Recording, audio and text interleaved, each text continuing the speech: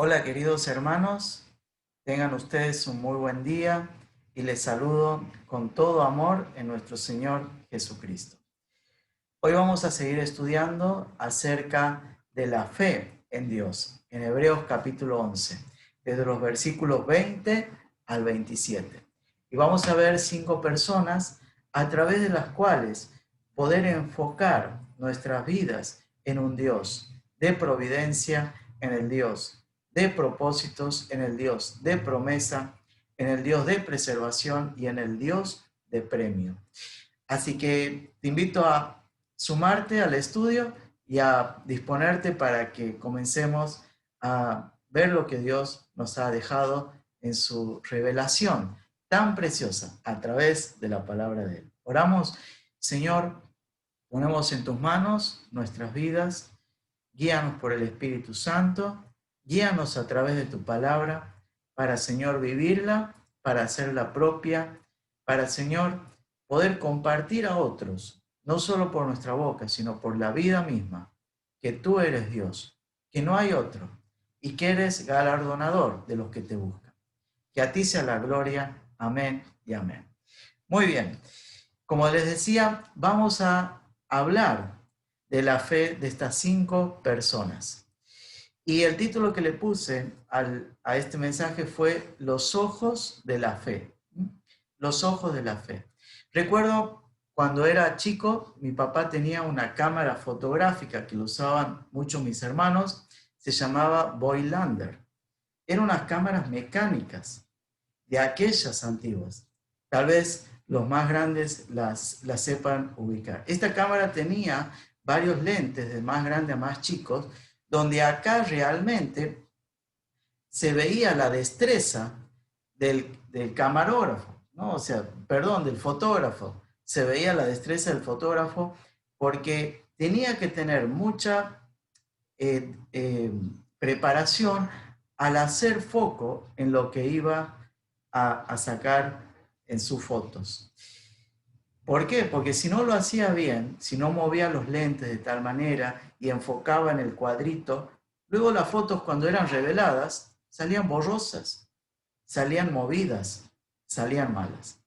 Hoy, por supuesto, las cámaras de hoy son inteligentes, tienen toda una memoria que solo hace en segundos ese proceso, en menos de segundos, aún nuestros mismos celulares.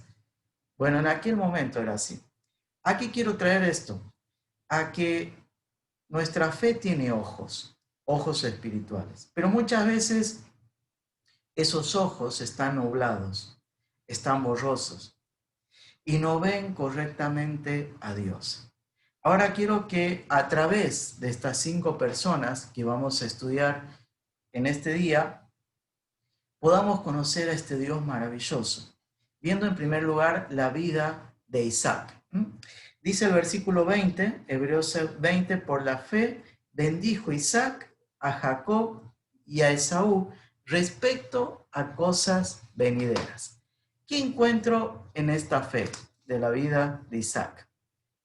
Que Isaac tuvo fe en Dios y su providencia. ¿Qué quiere decir la providencia? Providencia quiere decir proveer de antemano.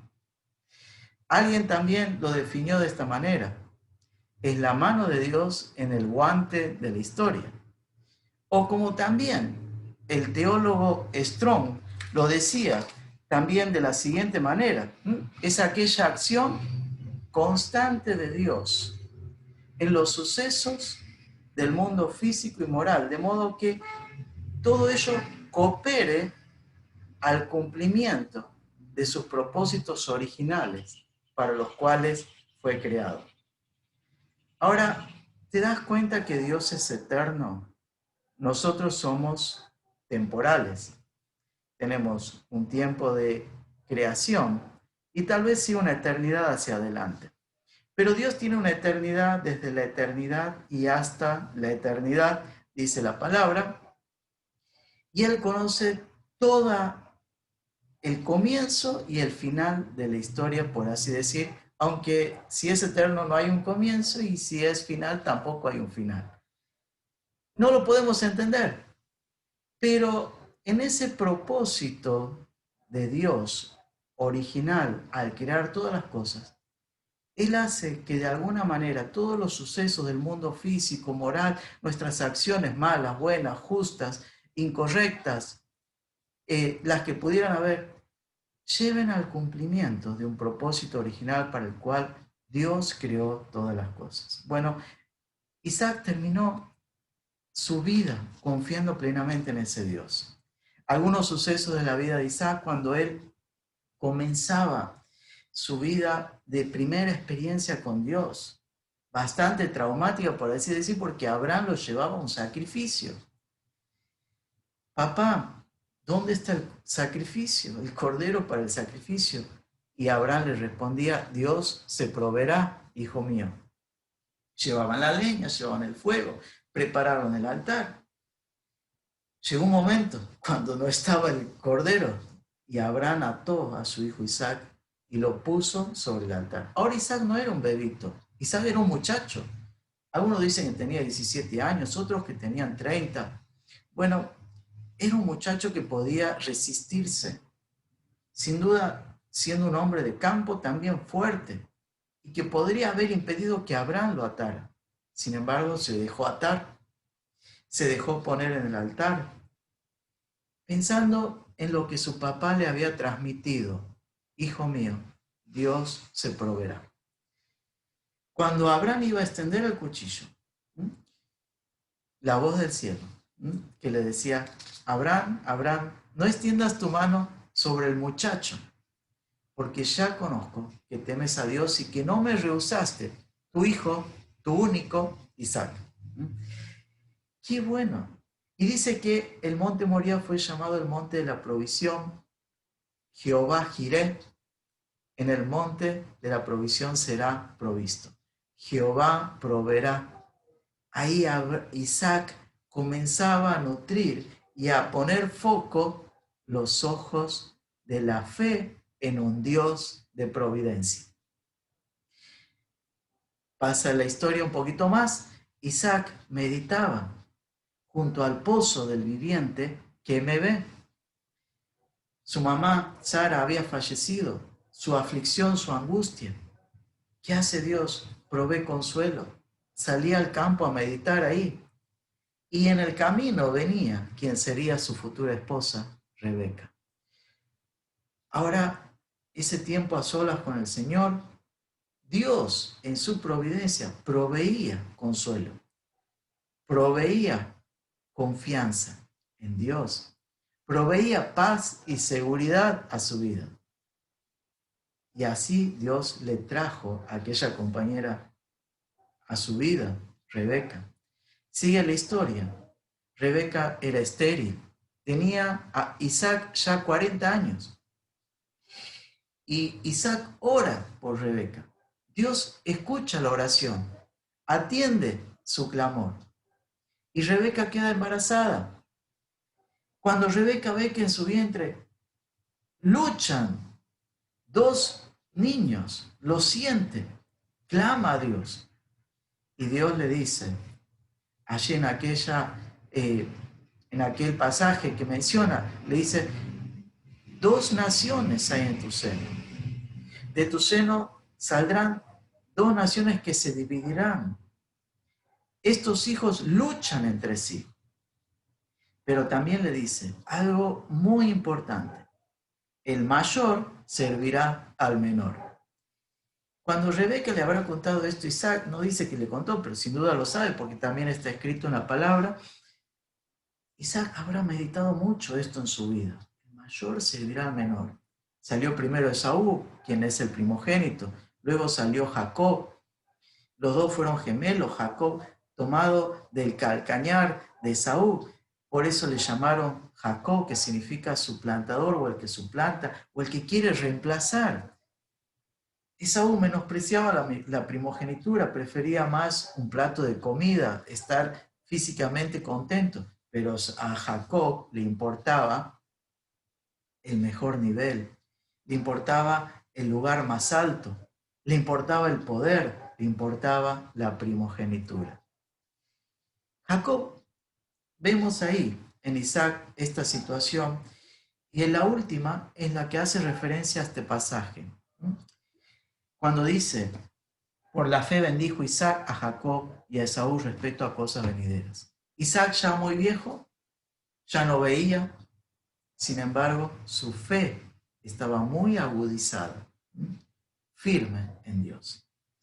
Y hace llamar a sus hijos y a Esaú le encarga un guiso de su casa para que luego de comerlo le dé la bendición que le correspondía al primogénito, la mejor bendición. Y luego le daría la bendición a Jacob. Jacob y Rebeca, escuchando esto, detrás de las tiendas, con engaño, Jacob suplanta el lugar de Esaú. Cuando entra, ¿quién eres? Soy yo, Esaú, y era Jacob. Pero Isaac no veía. Pero cuando le toca, que tenía el vellón puesto, con engaño, y le huele las pieles, y pensando que era Esaú, le da la bendición de primogénito al segundo, a Jacob. Y Jacob de esta manera recibe la bendición de primogénito con engaño, diciendo esta bendición de la siguiente manera, que él sería señor de naciones, que los hijos de su madre le servirían, que multitud vendrían de él, que tendría las grosuras del trigo, del mosto, de la tierra, del rocío del cielo, y que los que los maldijeren a él serían maldecidos y los que los bendijeren a él serían bendecidos. La mejor bendición. Y Jacob se fue. Y luego entró Esaú. Y cuando Esaú le dice, soy yo Esaú, no, pero ya viniste. Cuando se da cuenta de eso, Isaac se da cuenta que había sido engañado. Esaú clamó, rogó por esa bendición, pero ya no la podía dar, ya la había dado. Se daba una sola vez. No había otra alternativa y no podía deshacer lo que hizo, porque esta bendición era seria, hecha delante de Dios. Entonces le da la bendición al primogénito de un segundo hijo. Y esta bendición era que él viviría con grosura de tierra, es decir, en tierras desérticas, y que no tendría las lluvias o el rocío que se le prometía al primogénito. Y esa bendición era que con la espada viviría y que serviría a su hermano durante toda su vida. Pero también esta bendición incluía que cuando él se fortaleciera saldría de debajo del yugo de su hermano, lo cual sucedió en la vida, en el futuro, ¿no? Cuando Edom, los descendientes de Saúl, se liberan de Judá. ¿Y qué llegamos con todo esto? Hay una bendición más, que cuando Jacob está huyendo de su casa, Esaú se consolaba con matar a su hermano en algún momento. No lo quería hacer en ese entonces, para no traer angustia a sus padres, pero su madre y su padre le dicen, vete a casa de Labán y habita allí. Y antes de irse, Isaac lo llama, vení querido. ¿Y qué va a hacer Isaac? Isaac tenía angustia, no estaba contento con lo que había pasado. Había sido engañado Isaac. A nadie, a ningún padre le gustaría por nada ser traicionado, menos por un hijo, engañado por un hijo. Sin embargo, Isaac, con los ojos de la fe, le da esta bendición a Jacob como bendición de primogénito en un sentido espiritual, ya sabiendo que era Jacob. Y le dice, Génesis 28, 3 y 4. Y el Dios omnipotente te bendiga y te haga fructificar y te multiplique hasta llegar a ser multitud de pueblos y te dé la descendencia de Abraham y a tu descendencia contigo para que heredes la tierra en que moras, que Dios dio a Abraham. Ahora, Isaac sabía de alguna manera, a través del transcurso de los años de su vida, que si bien Esaú era el primogénito, el primogénito en un sentido espiritual y soberanamente delante de Dios, lo era Jacob. Y acá le bendijo, siendo consciente de esta bendición de primogénito, entendiendo que Dios es el Dios soberano y de providencia. Jacob en este momento no era ni siquiera creyente, porque Jacob tiene su primer encuentro con Dios en Betel, en el siguiente pasaje. Pero hasta acá Jacob solo había oído de Dios, pero no conocía personalmente a Dios.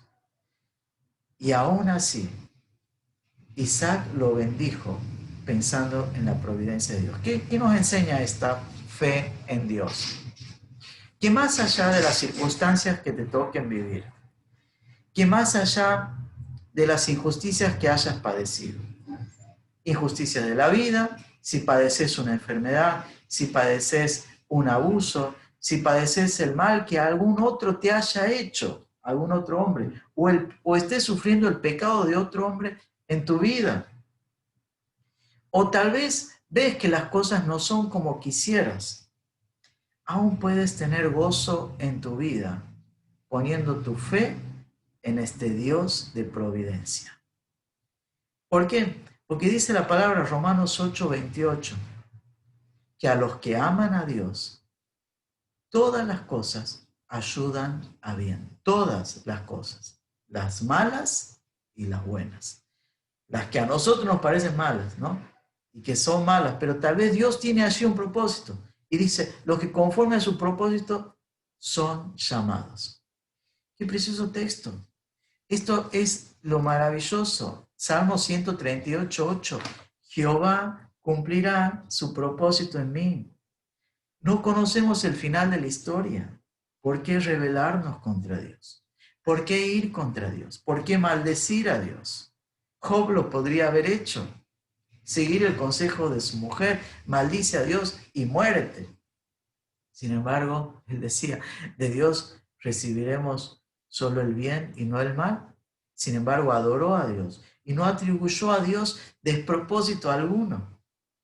El Dios de providencia, Él provee para el cumplimiento de su propósito original y que Jacob haya formado parte de ese propósito, Isaac forme parte de ese propósito, no lo resistió ni se opuso, sino que tuvo fe en Dios.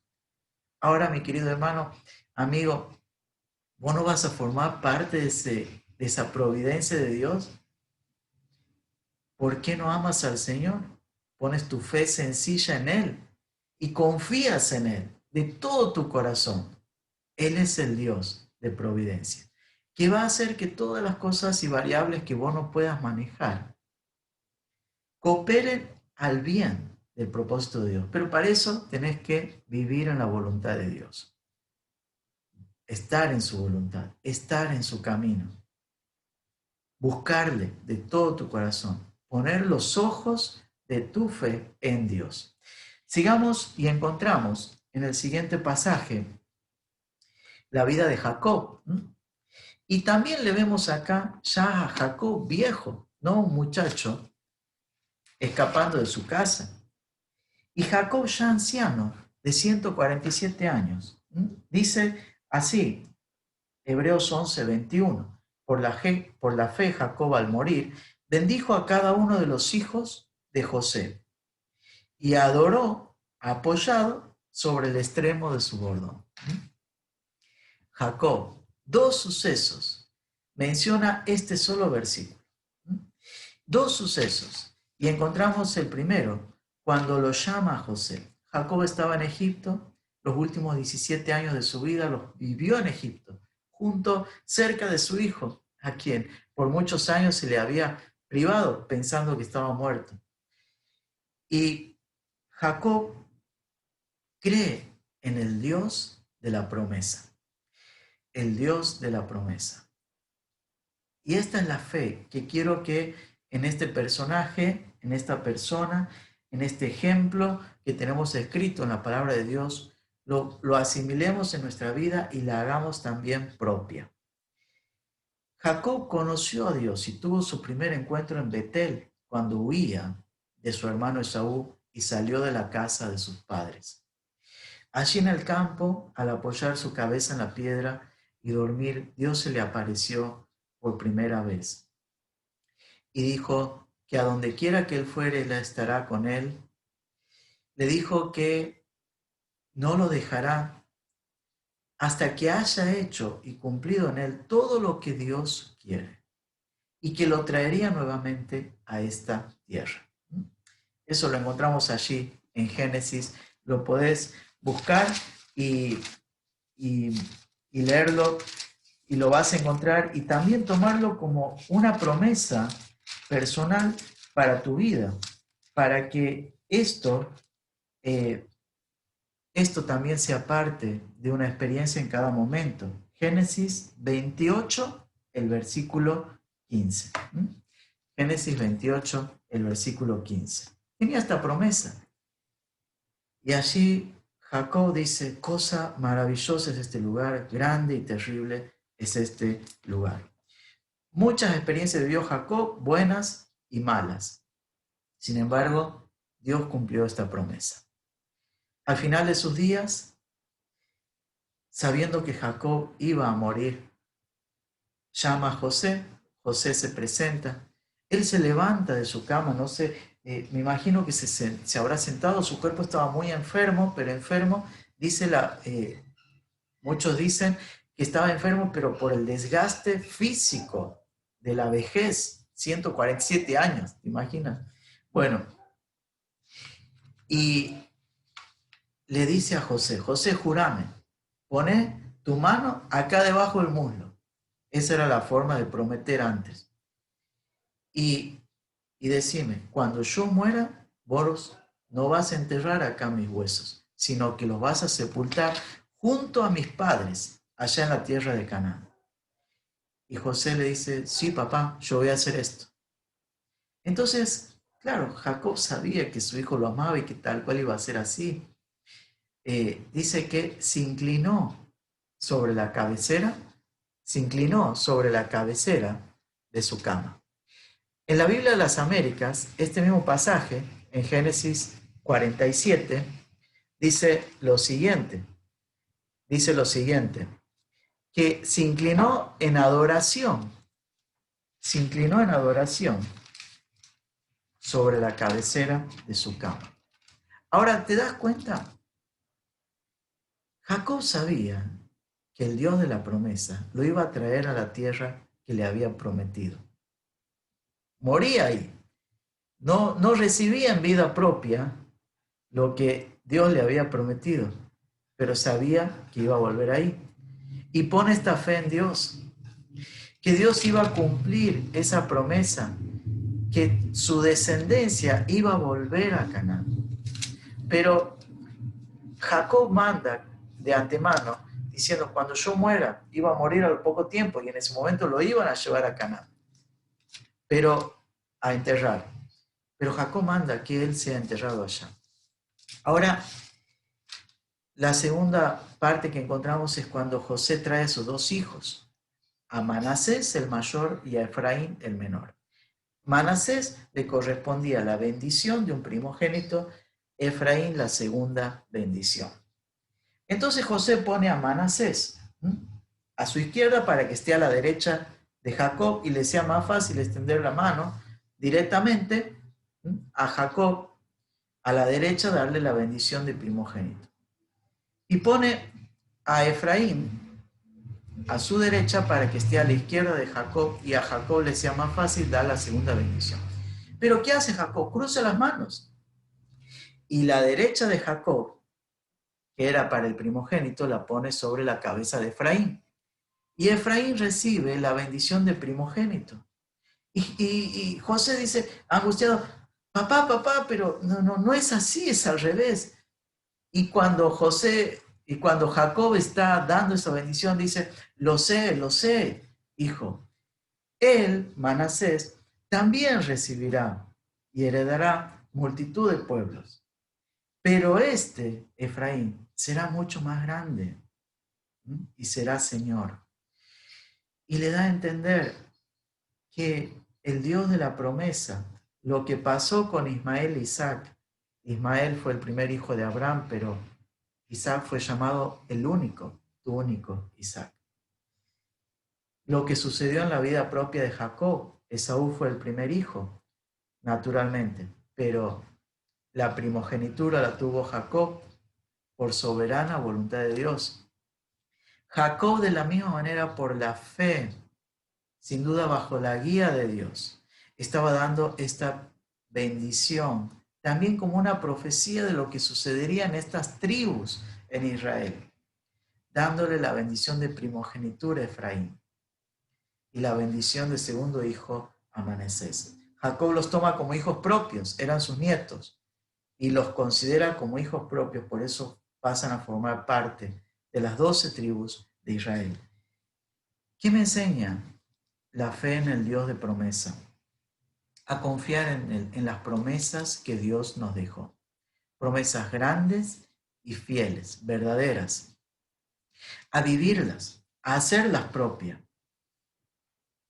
a sujetarnos a ellas, a entender que nuestra fe está fundada en cosas invisibles, en cosas ausentes, en cosas que están lejos, pero que la fe hace a lo invisible visible, a lo ausente bien presente y a lo que está lejos muy cerca acá del alma.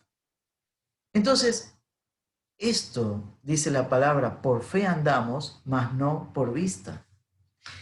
En esta promesa, yo estaré contigo, multiplicaré tu descendencia, no te dejaré hasta que haya hecho lo que te he dicho y te volveré a traer a esta tierra. Esta promesa se apropió Jacob en su vida y confió en ella, confió en ella.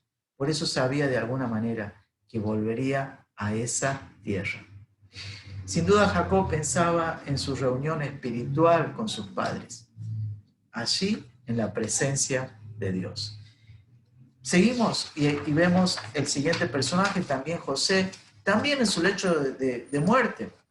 Estos tres personajes tienen este denominador común en sus últimos momentos de vida. Y vemos en José la fe en Dios y sus propósitos. Y José dice la palabra en Hebreos 11 lo siguiente: por la fe José, al morir, mencionó la salida de los hijos de Israel y dio mandamiento acerca de sus huesos. Ahora, ¿qué quiere decir esto? ¿Y a qué nos lleva esto? Primero, cuando leemos en la palabra de Dios y encontramos allí en Génesis capítulo 50, versículo 24, 25, José da orden acerca de sus huesos y les dice a los israelitas, Dios los va a visitar.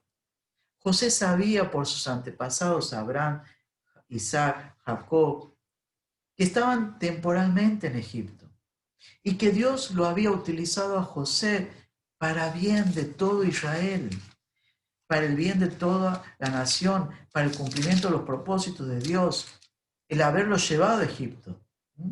Porque Él les dice, vosotros pensasteis mal contra mí, cuando le hablaba a sus hermanos, Génesis 50:20, mas Dios lo encaminó a bien. Ahí vemos la providencia de Dios, ahí vemos el propósito de Dios. Dice, para hacer lo que vemos hoy, para mantener en vida a mucho pueblo.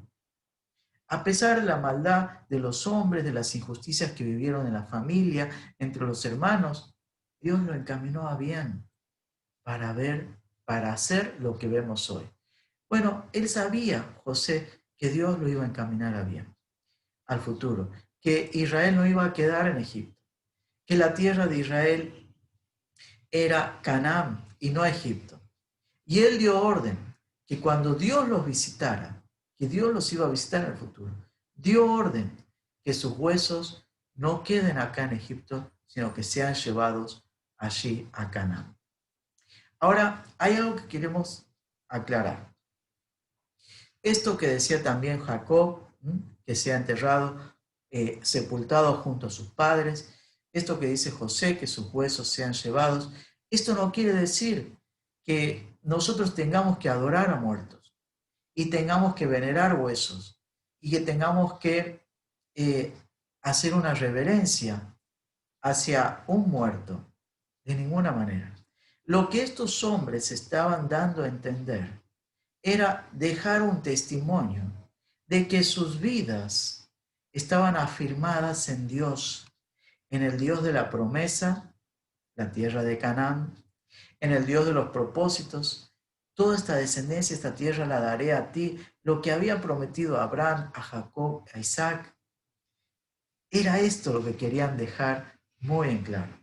Tal es así que cuando Moisés murió, Dios no permitió que su cuerpo sea revelado dónde estaba sepultado, porque lo sepultó Dios, dice la palabra, para que Israel no hiciera de su cuerpo una veneración o una adoración. No, esto es erróneo.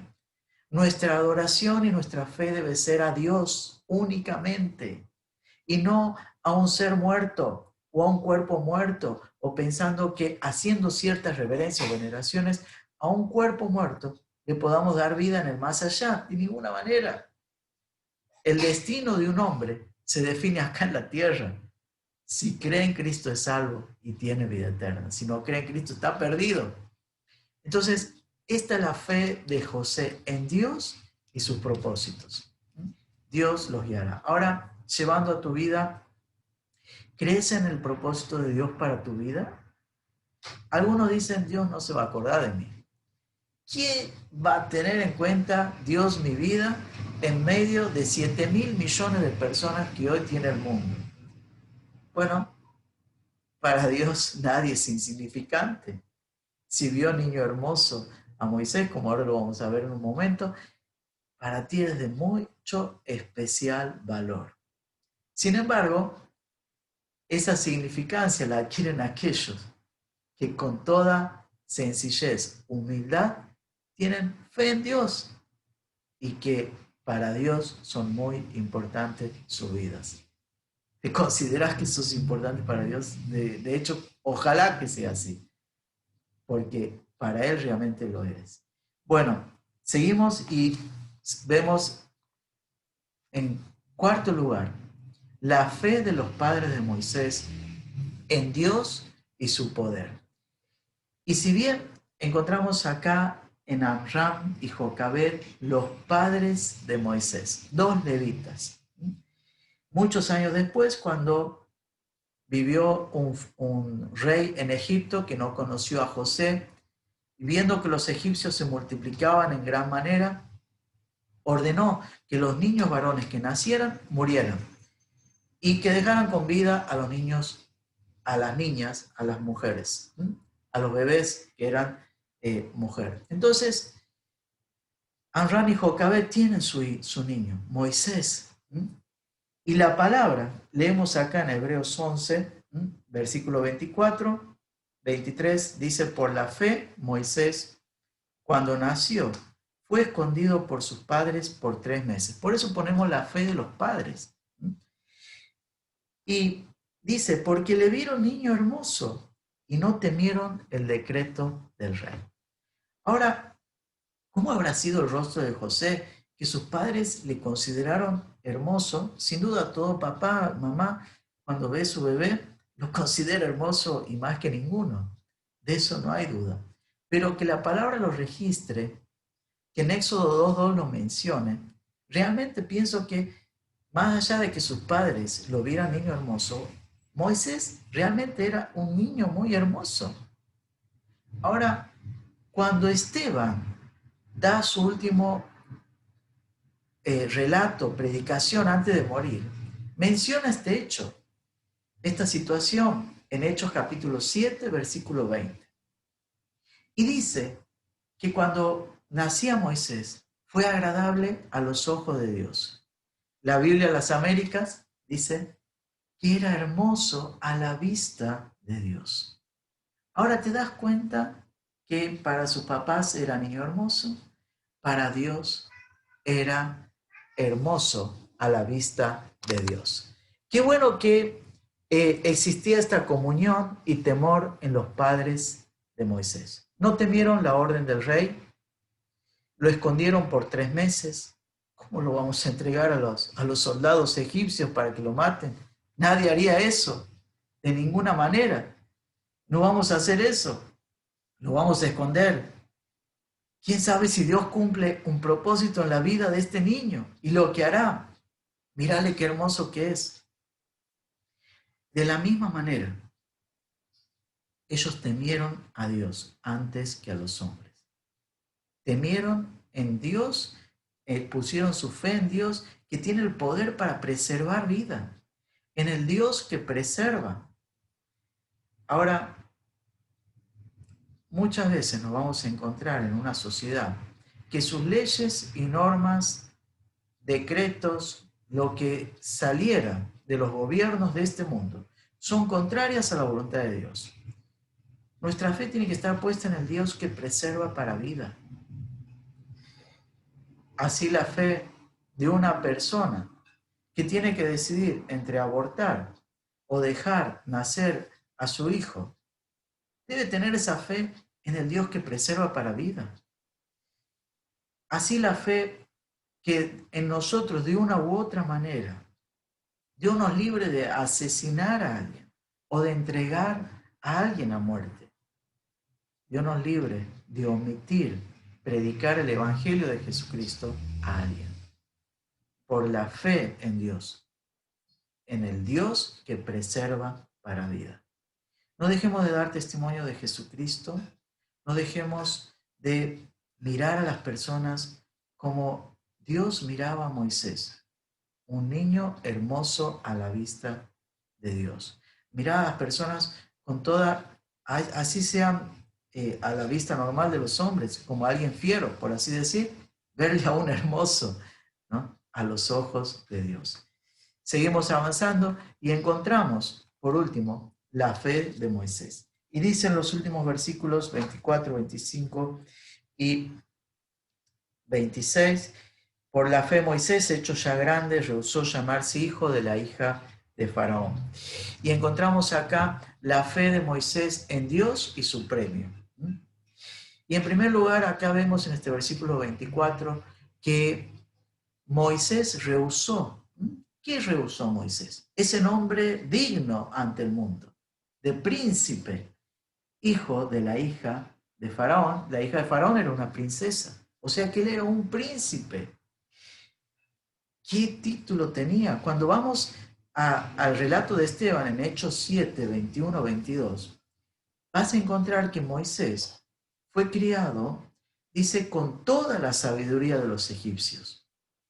Que Moisés era un hombre poderoso en palabras y prodigios, en obras. Ahora, te das cuenta que esto es, Moisés podría haberse vanagloriado de este título, pero sin embargo dice la palabra que él rehusó ser llamado hijo de la hija de Faraón.